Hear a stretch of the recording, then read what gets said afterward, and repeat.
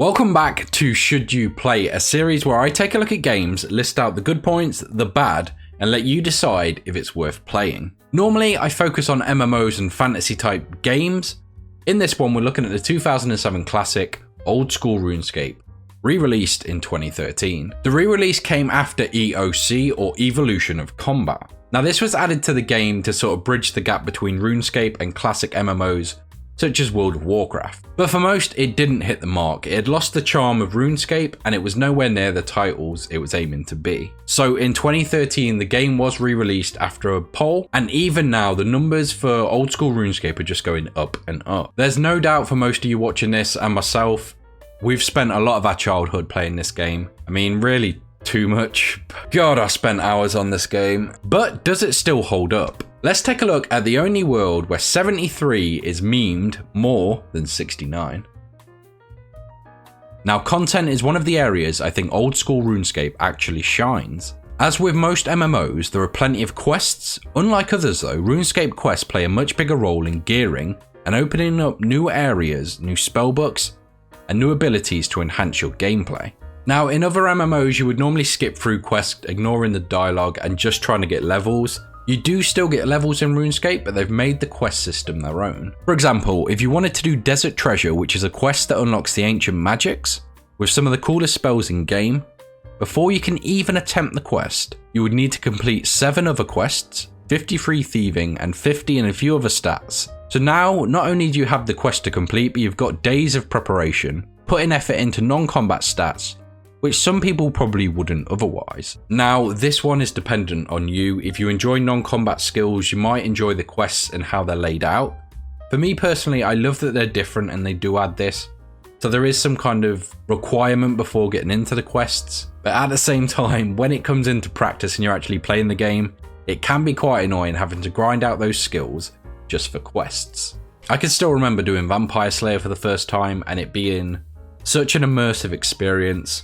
Going to Draenor Castle and how creepy it was, the undead trees, the ghostly goings on, the zombie, having to retrieve parts for the quest, and then finding out there's a vampire, having to find the steak and garlic and all of these things, making it feel like a true adventure. Other than quests, you've got raids, bosses, PKing, which is player killing or PvP, and so much more, giving not only combat orientated players a whole host of things to do, but also skillers as well. We will look at raids and bosses etc in the endgame section, so for now, let's take a look at its PKing. In Old School RuneScape, you can PK in the wilderness in any world, which you'll remember if you used to play. It's the place people would kill you and take all of your items.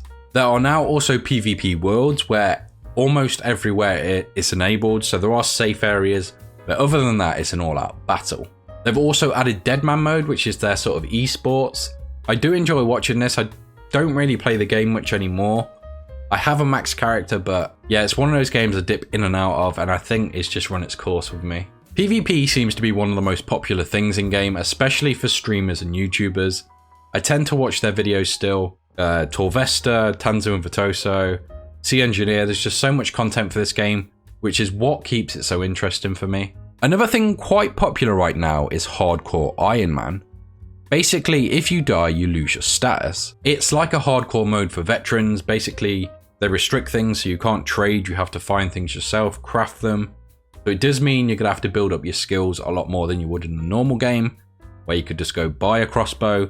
In this, you would have to get the ore for it, you would have to get the string, get it all together, and then make it yourself, or find it from a boss. Which might not sound that difficult, but in practice, and if you know this game, it is quite a challenge. My final point before we move on to lore is how good of a game this is to play in the background, which doesn't really sound like a bonus, but I think games like that do have their place, especially now it being on mobile. It is a grindy game, so having the ability to AFK some of these skills is a massive plus for me, especially skills that are essential.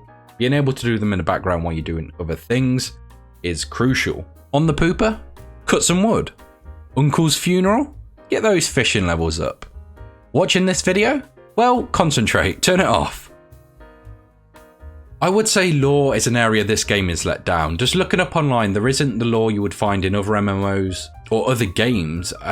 They do have very interesting areas, very interesting bosses and mechanics and concepts and worlds, but it's not really explored enough for my tastes. I love watching lore videos on games I'm playing. I love hearing the story. I'm a massive fan of D&D, so I think that's where that passion comes from. I would absolutely love quests and other things to be more lore involved or orientated. I know a lot of people are just going to skip through them, but for me, it would be a massive thumbs up, and I think other players might react to it as well. I would love God Wars to be more fleshed out of a story, maybe a story of the wilderness and how it happened. Now, quests do add lore and they do add story to this world. It's normally more about characters, but you do have very unique interactions with characters, and I do remember some of those names and some of those interactions beyond playing the game.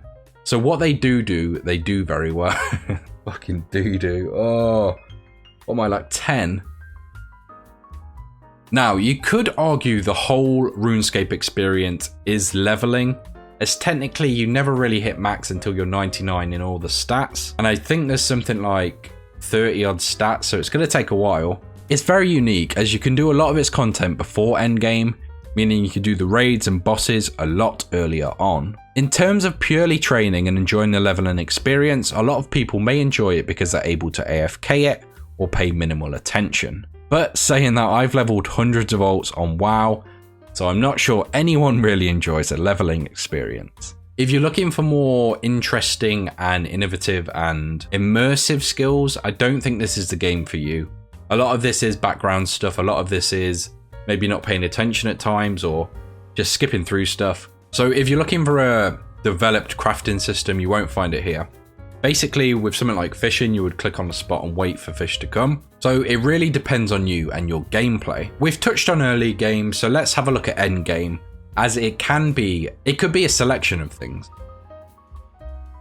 So RuneScape, when it comes to Endgame, is truly diverse. People create characters for the sole purpose of PvP, or maybe you want to raid and you want to max out your character, maybe you want a quest.